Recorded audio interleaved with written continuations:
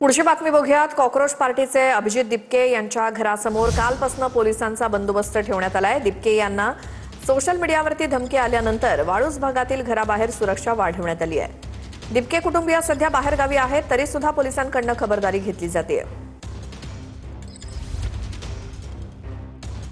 Social मीडियावर cockroach जनता party स्थापन करणाऱ्या अभिजित दिपकेंना 2 दिवसापूर्वी जे आहे ते व्हॉट्सअपवर धमकीचे मेसेज आल्यानंतर त्यांच्या छत्रपती संभाजीनगर येथील निवासस्थानासमोर पोलिसांचा मोठा बंदोबस्त लावण्यात आलाय। आपण बघतोय अभिजित दिपकेचे आईवडील सुद्धा आता या घरात नाहीत। असं असलं तरी पोलिसांच्या वतीने ही सगळी खबरदारी घेतली जाते। आपण बघतोय हा राजमाता जिजाऊ चौक आहे आणि या चौकात जो खांब आहे त्या खांबाला सुद्धा चोहोबाजूने सीसीटीव्ही कॅमेरे लावले चित्र आपल्याला पाहायला मिळतं। आता आगामी काळात अभिजित दिपके यांची भूमिका काय असणार, कॉकरोच जनता पार्टी नेमकी काय करणार, हे सगळे प्रश्न जे असले तरी आता हा सगळा पोलिसांचा बंदोबस्त छत्रपती संभाजीनगर येथील वाळूज महानगर भागात त्यांच्या घरासमोर आपण पाहतोय।